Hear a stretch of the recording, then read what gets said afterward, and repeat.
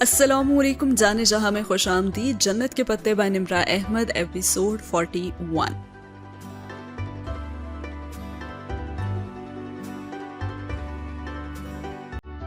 Presentation اس کی اچھی چلی گئی تھی جبکہ ولیمے کا فنکشن اس سے بھی اچھا رہا تھا.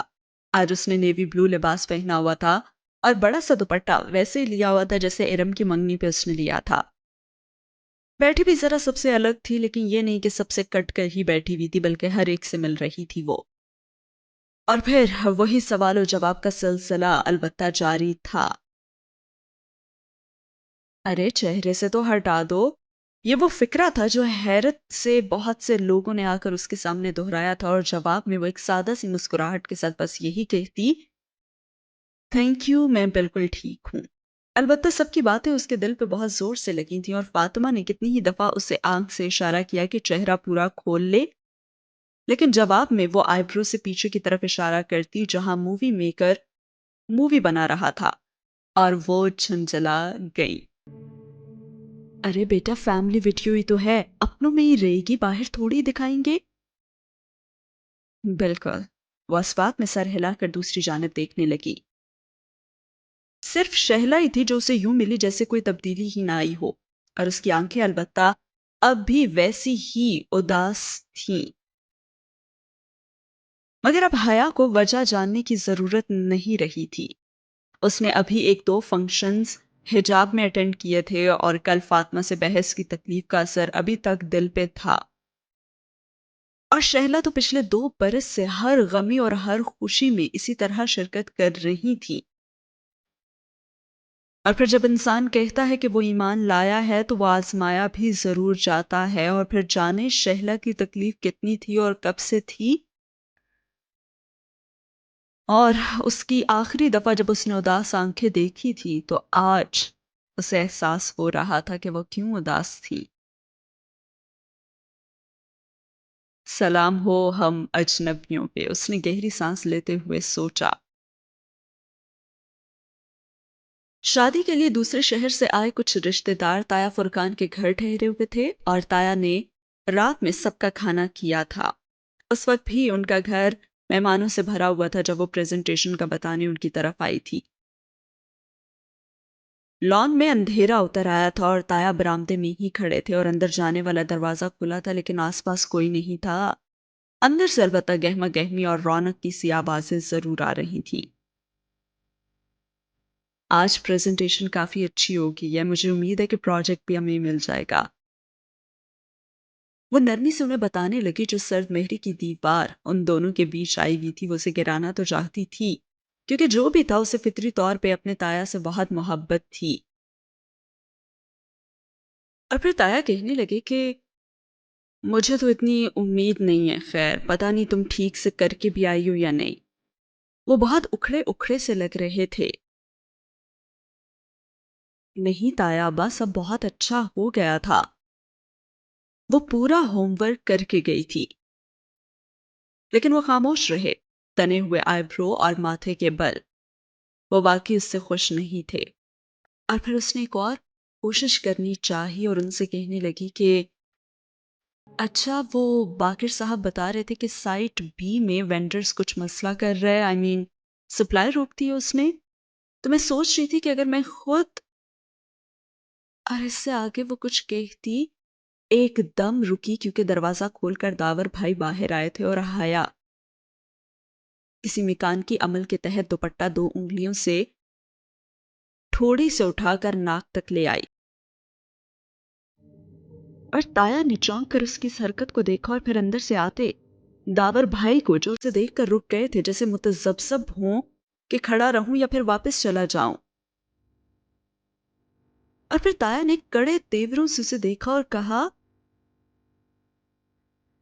یہ تم کس سے پردہ کر رہی ہو؟ اور لمحے بھر کو تو اس کی سمجھ میں ہی کچھ نہیں آیا، اور اس نے کہا، جی میں پوچھ رہا ہوں کہ تم میرے بیٹے سے پردہ کر رہی ہو؟ تایا ابا میں تو، اس نے کچھ کہنا چاہا لیکن وہ ایک دم بہت بلند آواز میں بولنے لگے، اچھا تو تمہیں لگتا ہے کہ میرے بیٹے آوارہ ہیں، لوفر لفنگے ہیں، بدنیت ہیں؟ کیا کیا ہے میرے بیٹوں نے جو تم ان کے سامنے پردے ڈالنے لگی ہو؟ اونچی اور غصیلی آواز نے اندر باہر خاموشی طاری کر دی تھی، اور وہ بالکل ساکت سی بنا پلک جھپکے انہیں ہی دیکھ رہی تھی۔ اس کی سمجھ میں نہیں آ رہا تھا کہ ہو کیا رہا ہے۔ تم میرے ہی گھر میں کھڑے ہو کر میرے ہی بیٹوں کو گھٹیا اور نیچ ثابت کرنا چاہتی ہو کیا؟ تم میرے بیٹوں کو ذلیل کر رہی ہو۔ وہ غصے سے دھاڑے، اور داور بھائی نے نفی میں سر ہلایا جیسے انہیں قطعاً نہ لگا ہو کہ ان کو ذلیل کیا گیا ہے۔ اندر سے لوگ باہر آنے لگے، کوئی کچن کے دروازے سے باہر نکلا، کوئی برآمدے کے دروازے سے، یعنی وہاں پہ تو ایک تماشا ہی سج گیا تھا اور تماشائی جمع ہو رہے تھے۔ پھر سے تایا ابا بولے، ارے میرے بیٹوں نے ساری عمر بھائیوں کی طرح خیال رکھا ہے تمہارا۔ اپنا بھائی تو اس کافر عورت کے ساتھ منہ کالا کر کے بیٹھ گیا ہے نا تمہارا، لیکن تم الٹا میرے ہی بیٹوں کے خلاف محاذ بنا رہی ہو۔ پورے ترکی میں آوارہ پھرتے تمہیں پردے کا خیال نہیں آیا تھا، تو اب؟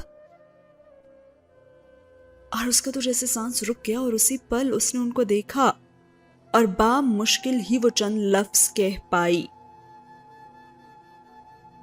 ظاہر چچا آپ ہی تایا ابا کو سمجھائیں، انہیں غلط فہمی ہوئی ہے، میں تو…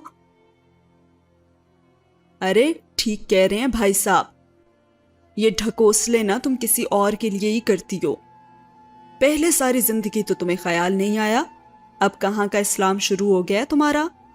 وہ جواباً اتنے ہی غصے سے بولے تھے، ایسا لگ رہا تھا کہ سب اس کے آفس جوائن کرنے کی حرکت پر غصے میں تھے، اور اب غصہ نکالنے کا ان سب کو موقع مل گیا تھا۔ ارے پورے خاندان میں ہمارا تماشا بنا کر رکھ دیا، اس میں سب باتیں بنا رہے ہیں کہ حیا بی بی نقاب میں کھانا کھا رہی تھی، اور وہ پھٹی پھٹی نگاہوں سے انہیں دیکھ رہی تھی، ارد گرد لگے مجمع کی نظریں، تحقیر، طنز، ذلت۔ اس نے کیا کچھ محسوس نہیں کیا تھا؟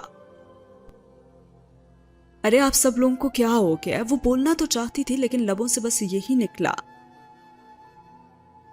اور تایا آپ تو حجاب کو بہت پسند کرتے تھے نا، آپ تو…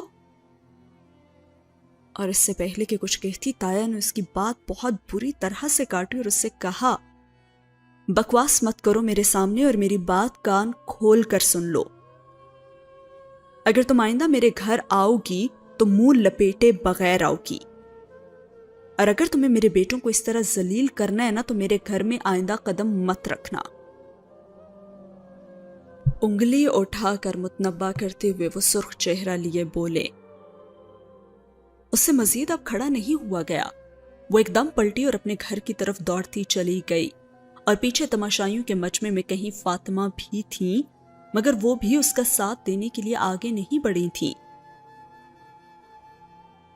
ان سب نے اسے اندھیری خندق میں تنہا چھوڑ دیا تھا، اور اپنے لان میں وہ برآمدے کی سیڑھیوں پہ ہی گرنے کے سے انداز میں بیٹھ گئی، اور اس کے ہاتھ کانپ رہے تھے اور قدموں میں بالکل جان نہیں تھی۔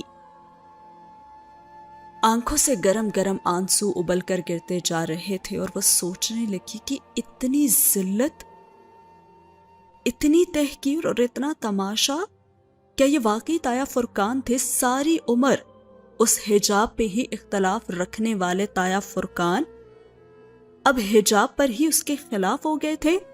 ارے ان کا دین، شریعت سب کدھر گیا تھا؟ اس کی گردن گھٹنوں پہ جھکی تھی اور وہ روئے چلے جا رہی تھی۔ پورے خاندان کے سامنے تایا نے آج اسے ذلیل کیا تھا، اور اسے لگا کہ وہ اب کبھی بھی سر نہیں اٹھا سکے گی۔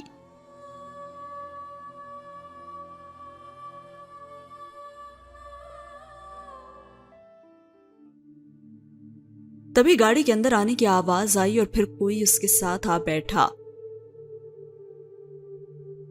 کوئی اپنی ہی دھن اور اپنے ہی انداز میں آتے ہوئے سے کہنے لگا کہ آج تو میرا چالان ہوتے ہوتے بچا ہے، پوچھو گی نہیں کہ کیوں؟ کسی اور دھن میں محسوس سا وہ بتا رہا تھا۔ وہ ایک دم کھڑی ہو گئی، اور جہان نے حیرت سے سر اٹھا کر اسے دیکھا، اس کا چہرہ آنسوؤں سے بھیگا ہوا تھا، اور وہ بھی پریشان ہو گیا اور اس کے پاس آیا اور کہنے لگا، حیا کیا ہوا ہے؟ ماموں ٹھیک ہو جائیں گے نا، پریشان مت ہو تم۔ اس نے یہی اندازہ لگایا تھا کہ وہ ابا کی وجہ سے رو رہی ہے۔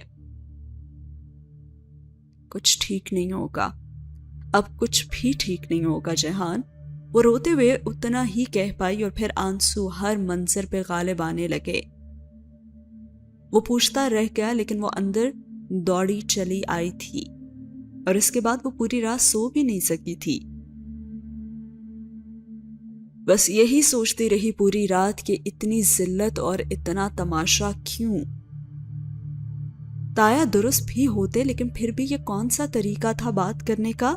اور اب تک تو پورے خاندان کو پتا چل چکا ہوگا یہ، اور وہ ہر جگہ بے عزت ہو کر رہ گئی تھی۔ پوری رات وہ روتی رہی، اور صبح بھی اس کا سر بھاری ہو رہا تھا۔ فریش ہونے تک اس نے یہ فیصلہ کر لیا تھا کہ آج وہ ابا سے بات کر کے تایا ابا کو اٹارنی ان فیکٹ بنا دے گی، کیونکہ وہ جان گئی تھی کہ تایا ابا کو مسئلہ اس کے حجاب سے نہیں تھا، بلکہ اس کے آفس آنے سے تھا۔ سو اب وہ یہ سارا مسئلہ ہی ختم کر دے گی۔ ناشتے کی میز پر وہ اور فاطمہ اکیلی تھیں، اور سبین پھپھو ابا کو ناشتہ کروا رہی تھی، اور جہان تو پتہ نہیں کہاں تھا۔ اور فاطمہ خفگی سے بولی، اس سے کہنے لگی، یہ ہوتا ہے ماں باپ کی نافرمانی کا انجام، سارے خاندان میں بے عزتی کروا کے رکھتی تم نے تو۔ وہ سر جھکائے چند لقمے بامشکل زہر مار کر سکی، اور پھر اٹھائی۔ ایسے لمحوں میں وہ اس سیمینار میں واپس پہنچ جایا کرتی تھی جو اس نے اناتولین استنبول میں اٹینڈ کیا تھا۔ اسے شیشے کی دیواروں سے ٹکر کھا کر گرتی چڑیا یاد آئی تھی۔ اس نے بھی تو اپنے گرد ایسی دیوار کھڑی کر دی تھی، اور یہ لوگ تو انہی پرندوں کی طرح تھے۔ پہلے وہ ان کی بات سن لیتی تھی تو وہ سمجھتے تھے کہ اب بھی سنتی رہے گی۔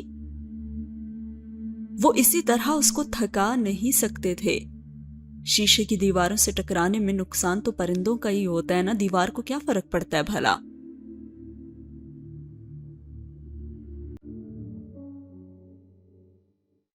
وہ ابا کی طرف گئی تو اس نے دیکھا کہ ابا ابھی بھی ویسے ہی کمزور لگ رہے تھے، لیکن وہ اسے دیکھ کر مسکرائے اور اس سے پوچھنے لگے کہ کام کیسا جا رہا ہے بیٹا؟ سب ٹھیک ہے ابا۔ اس نے بہت سے آنسو اپنے اندر اتار لیے اور بظاہر مسکرا کر بولی،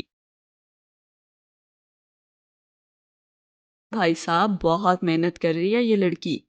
پھوپھا مسکرا کر کہتی ناشتے کے برتن اٹھا رہی تھی، اور پتہ نہیں انہیں رات کے واقعے کا علم تھا بھی یا نہیں، پھر بھی وہ ان سے نگاہ نہیں ملا سکی تھی۔ اور اس کے بعد اس کی ابا سے کیا بات چیت ہوئی یہ یہاں پہ نہیں بتایا گیا، کیونکہ سین ہو چکا ہے ختم۔ آفس میں ایک بری خبر اس کی منتظر تھی۔ ٹریڈ سینٹر کا پروجیکٹ انہیں نہیں ملا تھا، اور اس بات نے تو اسے مزید شکستہ دل کر دیا تھا۔ اس نے باقر صاحب کو بلوایا تھا کہ ان کو اپنے ارادے سے آگاہ کر دے اور وکیل صاحب کو بلوا سکے، مگر پہلے اس نے بے اختیار ہی وہ تکلیف دہ موضوع خود ہی اٹھا لیا۔ ان سے کہنے لگی کہ اتنی اچھی پریزنٹیشن دی تھی تو پھر ہمیں پروجیکٹ کیوں نہیں ملا؟ رات کے واقعے کی تھکن اور اذیت اس کی آنکھوں میں اتر آئی تھی، اور وہ جواباً کہنے لگے کہ میم انہیں ہمارا پلان پسند نہیں آیا اور وہ شاید کچھ اور ہی چاہتے تھے۔ اچھا۔ وہ خاموش ہو گئی۔ کچھ سوچ کر اس نے باقر صاحب سے کوئی بات نہیں کی اور پھر انہیں بھیج دیا، اور ان کے جانے کے بعد اس نے سارا پروجیکٹ پلان نکالا اور ازسر نو جائزہ لینے لگی، اور پھر اس نے ڈیسائیڈ کیا کہ ٹھیک ہے وہ آج آفس چھوڑ دے گی، اور یہ بھی ٹھیک ہے کہ اسے ان معاملات کا کوئی تجربہ نہیں ہے، لیکن صرف وہ یہی دیکھنا چاہتی تھی کہ اس سے غلطی کہاں ہوئی تھی۔ تمام خاکے اچھے تھے، بقول آرکیٹیکٹ بے حد شاندار، مگر جب اس نے پہلی دفعہ ان کو دیکھا تھا تو اس کے ذہن میں کیا بات آئی تھی؟ اسے کچھ غیر آرام دہ لگا تھا۔ اس نے ذہن پہ زور دیا اور ایک دم کسی بہتی ندی کی طرح وہ خیال امڑ آیا۔ ہاں، اس پلان کو دیکھنے کے بعد تو اس نے فوراً کہا تھا موت کا کنواں، اور اگلے لمحے اسے غلطی بھی نظر آ گئی۔ داور بھائی کی شادی کی کچھ شاپنگ فاطمہ اور اس نے لاہور سے کی تھی، اور کسی کام سے وہ شاہ عالمی مارکیٹ چلے گئے تھے۔ تو غلطی یہ کہ اپنی کار وہ لے گئی اور وہاں ایک ملٹی سٹوری پارکنگ بلڈنگ میں کار پارک کرنا پڑی، اور وہ بھی تھی 4تھی منزل پہ۔ گول گول گھومتی منزلیں، تنگ تاریک جگہ، گاڑی اوپر چڑھنا گویا یوں تھا جیسے موت کے کنویں میں ڈرائیو کرنا۔ تب سے اسے ملٹی سٹوری پارکنگ عمارات بہت بری لگتی تھی، اور اب اس کے پلان میں ٹریڈ سینٹر کی پارکنگ ایک چھوٹے رقبے پہ ملٹی سٹوری ہی بنائی گئی تھی۔ اسے تعمیراتی کاموں کا تجربہ نہیں تھا، لیکن شاپنگ کا ایک طویل اور وسیع تجربہ ضرور تھا۔ تو پھر یہ اتنی بڑی غلطی اسے پہلے کیوں نظر نہیں آئی؟ شاید اس لیے کہ وہ پہلے خود کو کم علم سمجھ کر آرکیٹیکٹ پہ بھروسہ کر رہی تھی۔ اندھی تکلیف، مگر اب اپنی عقل سے سوچا تو چونک گئی کہ لوگ ایک کھلا اور زمینی پارکنگ لاٹ ہی پسند کرتے ہیں، اور ملٹی سٹوری پارکنگ بلڈنگز تو ادھر کم ہی بنتی ہیں۔ پھر آرکیٹیکٹ نے ایسا کیوں کیا تھا؟ وہ بس سوچے جا رہی تھی، اور پھر وہ اٹھی کہ جاؤں اور ذرا ان صاحب سے دو ٹوک بات تو کروں۔ یہی سوچ کر وہ باہر آئی۔ ترکوں سے اس نے خود چل کر جانا سیکھا تھا، بجائے اس کی کہ بلانا، کیونکہ وہاں کسی سے راستہ پوچھو تو وہ آپ کے ساتھ چل کر آپ کو منزل تک چھوڑ کر آتا تھا۔ سو وہ خود آرکیٹیکٹ صاحب سے ملنے چلے آئی، لیکن کوریڈور کے سرے پہ وہ ایک دم پیچھے ہوئی۔ ولید اور آرکیٹیکٹ رضوان صاحب کسی بات پہ ہنستے ہوئے اندر جا رہے تھے، اور وہ الٹے قدموں واپس آئی۔ اسے ایک ریڈ سگنل ملا تھا کہ کہیں کچھ غلط تھا، کوئی گڑبڑ تھی۔ واپس اپنی سیٹ پہ بیٹھی وہ کتنی ہی دیر یہی سوچتی رہی، اور پھر اپنے پرس میں موبائل کے لیے جب اس نے ہاتھ ڈالا تو وہ مخمل کا ٹکڑا بھی نظر آیا جس پہ سنہری دھاگے سے 2 الفاظ لکھے تھے۔ وہ اسے 2 انگلیوں سے گھماتی الٹ پلٹ کرتی بس سوچتی رہی، اور پھر سوچنے لگی کہ فرار تو ہر مسئلے کا حل نہیں ہوتا۔ وہ کبھی نہیں بھاگے گی، بلکہ مسئلوں کا حل ڈھونڈنا پڑتا ہے اور راستہ تلاش کیا جاتا ہے۔ میجر احمد کا سبق اسے آج بھی یاد تھا، اور پھر چند ہی منٹ میں اس نے اپنا ارادہ بدل دیا، اور وہ پھر سے کام کرنے کے لیے تیار تھی۔ اسے لگنے لگا تھا کہ کوئی اس کے باپ سے غداری کر رہا تھا، اور اب اسے ساری گڑبڑ کے منبع کو ڈھونڈنا تھا۔ اور ایسے حیا سلیمان جو کچھ دیر پہلے یہ ڈیسائیڈ کر چکی تھی کہ وہ یہ آفس چھوڑ کر اور یہ پوزیشن چھوڑ کر جا رہی ہے، کچھ ہی منٹ بعد اس نے اپنا ارادہ ترک کیا، اور اس نے فیصلہ کیا کہ وہ اس شخص کو ڈھونڈے گی جو یہاں پہ غداری کرنے کی کوشش کر رہا ہے، اور ایک نئے چیلنج کو اس نے ایکسپٹ کیا اور کھوج میں لگ گئی۔ یہاں پہ ہوتا ہے یہ سین ختم۔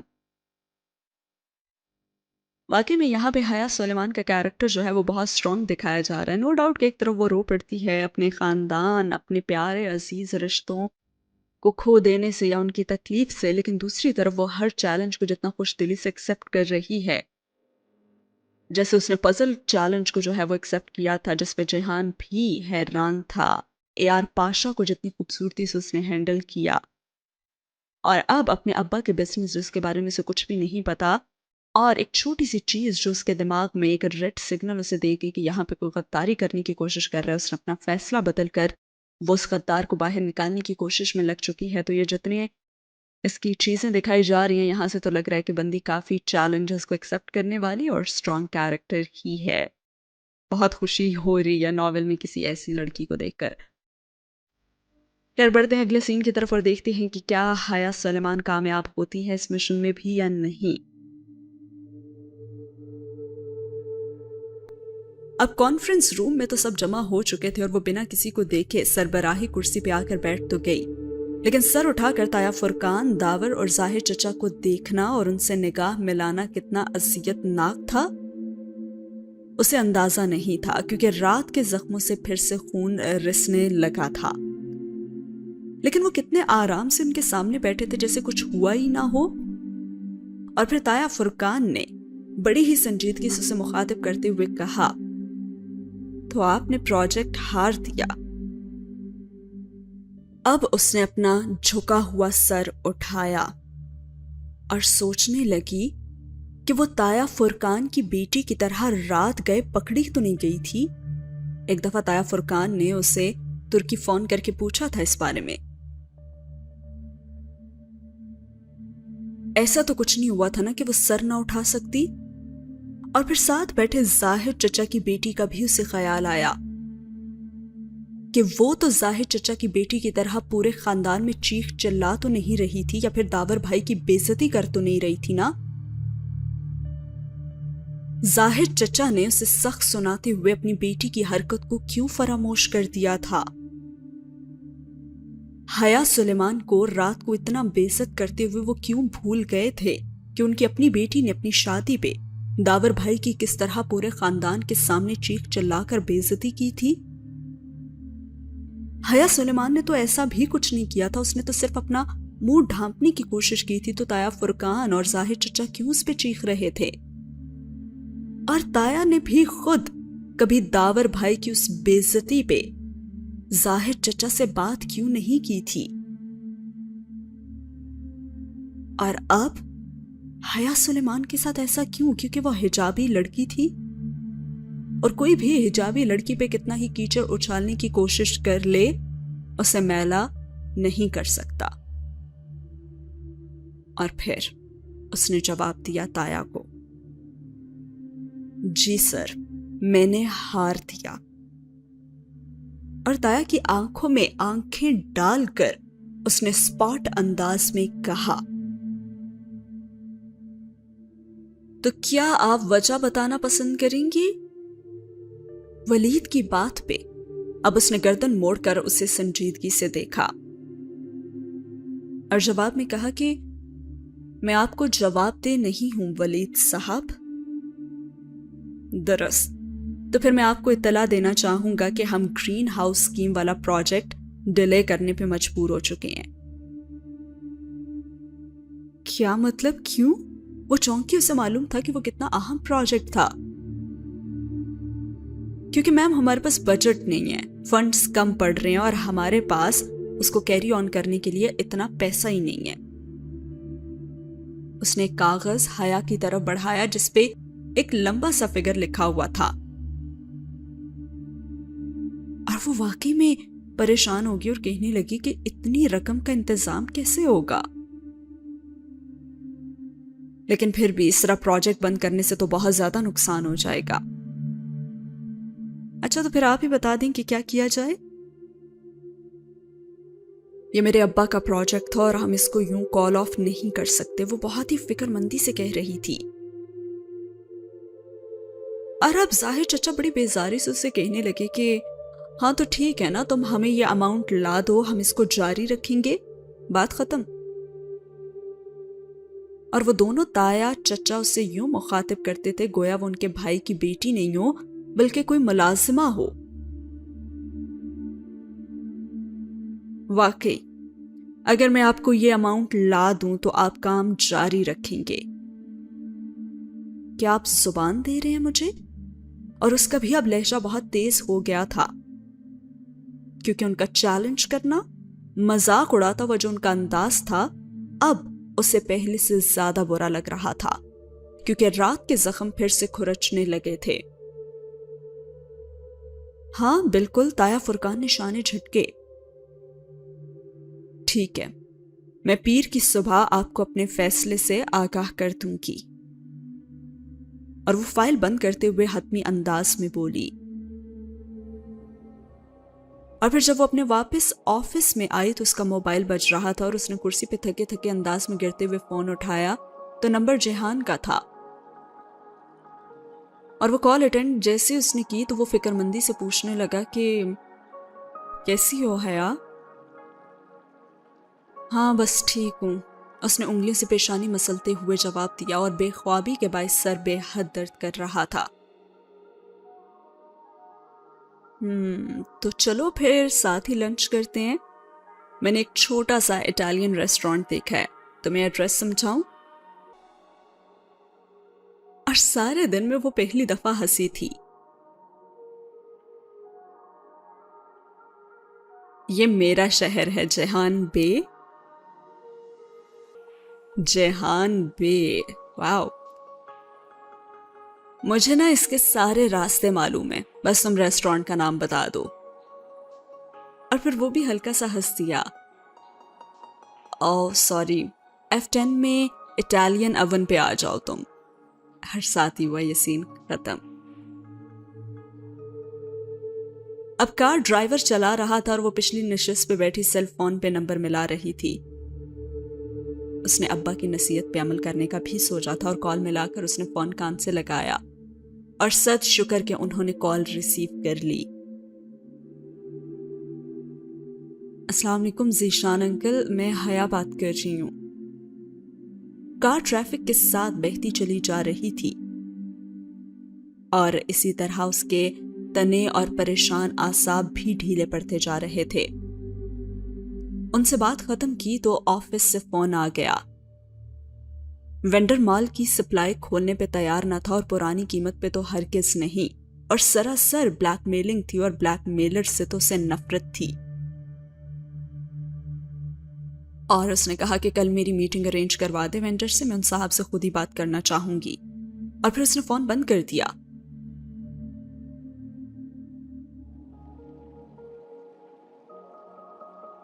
اب کار بالکل ریسٹورانٹ کے سامنے آ کھڑی ہوئی تھی اور وہ اطالوی ریسٹورانٹ کی بالائی منزل کی سیڑھیاں چڑھتی اوپر آئی تھی. دوپہر کا وقت تھا, تمام میزیں خالی تھی.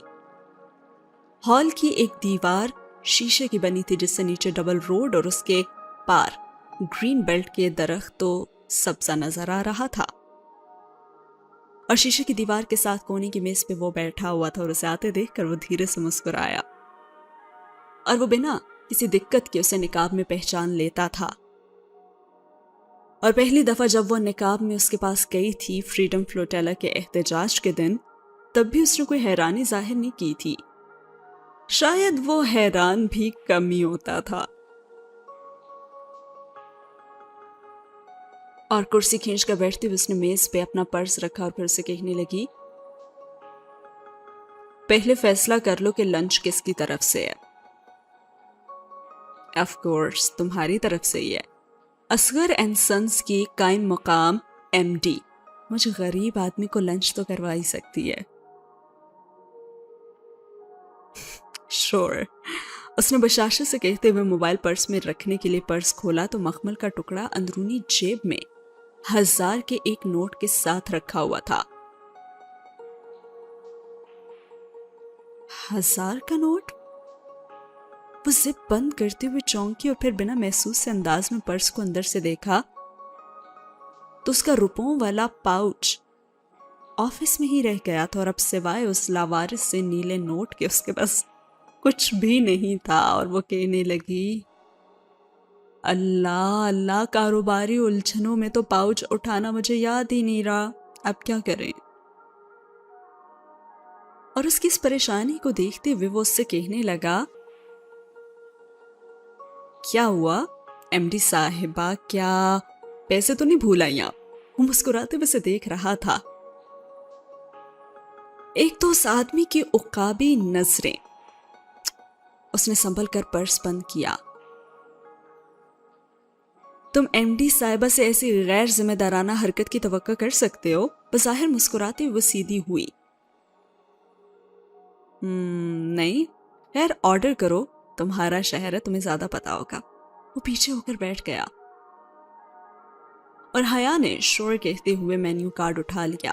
اس کو لنچ کروانا تھا اور وہ بھی 1000 کے نوٹ سے. اے ٹی ایم بھی پاؤچ میں رکھا تھا اور وہ کوئی ایسی حرکت نہیں کر سکتی تھی جس سے جہان کو پتا چلے کہ وہ پیسے واقعی بھول آئی ہے, ورنہ ادائیگی وہی کر دے گا. اور سوال تو انا کا تھا. لیکن 1000 میں اسے اطالوی لنچ کیسے کرواؤں؟ اس نے قدرے اضطراب سے فہرست دیکھی اور پھر اسے کہنے لگا کہ سنو, صرف مین کورس ہی منگوانا, سلاد, سٹارٹر اور ڈرنکس کے فالتو اخراجات مجھے پسند نہیں ہیں. وہ وہ کرسی کی پشت سے ٹیک لگائے مسکراہٹ دبائے اسے بغور دیکھتا ہوا کہہ رہا تھا، اور وہ بھی کہنے لگی، ہاں اوکے، ویسے بھی مجھے تو کوئی خاص بھوک نہیں ہے، دل بھی نہیں چاہ رہا۔ آرڈر دے کر اس نے کارڈ رکھ دیا اور جہان نے مسکراہٹ دباتے ہوئے سمجھ کر سر ہلا دیا، اور چند لمحے خاموشی سے گزر گئے اور وہ شیشے کی دیوار سے باہر دیکھنے لگی۔ اس شیشے سے تو کوئی بھی پرندہ آ کر ٹکرا نہیں رہا تھا، شاید پرندے تعمیر کے بعد صرف پہلے موسم میں ہی ٹکراتے ہوں اور بعد میں عادی ہو کر راستہ بدل لیتے ہوں۔ راستہ تو پرندوں کو ہی بدلنا پڑتا ہے نا، دیوار تو ویسی ہی کھڑی رہتی ہے۔ اور پھر جہان اس سے پوچھنے لگا کل کے بارے میں، حیا کل کیا ہوا تھا؟ اور حیا نے نگاہیں موڑ کر اسے دیکھا۔ اب تک تم نے پتا تو کر ہی لیا ہوگا۔ بہرحال تایا نے سارے خاندان کے سامنے میرے پردے کی وجہ سے مجھے بے عزت کیا، تماشا بنایا اور گھر سے نکال دیا۔ اس کے علاوہ کچھ خاص نہیں۔ اور جہان نے قطرے تعصب سے نفی میں سر ہلا دیا۔ پرانی عادتیں آسانی سے نہیں جاتی، اس طرح لوگوں کو ذلیل کرنے کے وہ عادی ہیں، اور کتنا آسان ہے نا ان کے لیے اپنی انا کے پیچھے رشتے توڑ دینا۔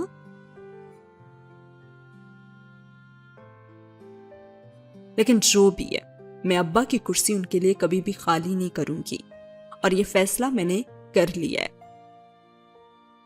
اب اس قصے کو بند کر دیتے ہیں، ٹھیک ہے؟ اب تم بتاؤ کہ تم نے ترکی واپس جانے کے بارے میں کیا سوچا ہے؟ سبھی مجھ سے یہاں پہ یہی پوچھتے ہیں کہ واپسی کا کیا پروگرام ہے۔ لگتا ہے کہ مجھ سے تنگ آ گئے ہیں۔ دل کرتا ہے میرا کہ ماہسن کی طرح کبوتر بن کر نہ کسی غار میں چھپ جاؤ۔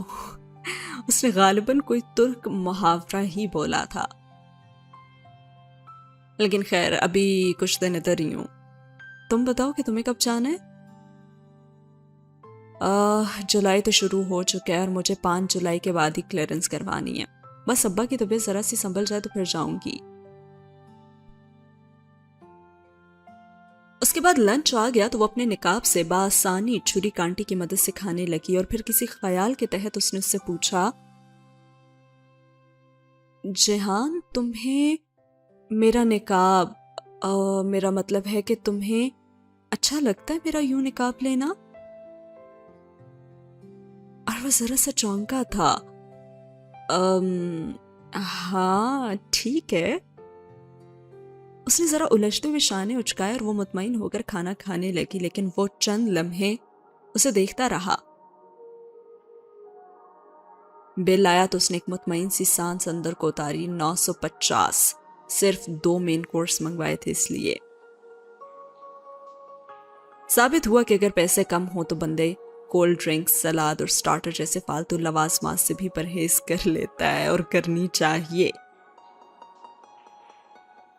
اور یکا یک کسی خیال کے تحت وہ چونکی۔ فالتو لوازمات؟ اور اس کا ذہن آفس کی طرف بھٹک گیا، اور تبھی جہان نے نرمی سے اس سے بل لے لیا اور کہا کہ میں پے کروں گا، اور وہ چونکی، نہیں یہ تو مجھے، ارے بھائی میں مذاق کر رہا تھا، لنچ میری طرف سے تھا۔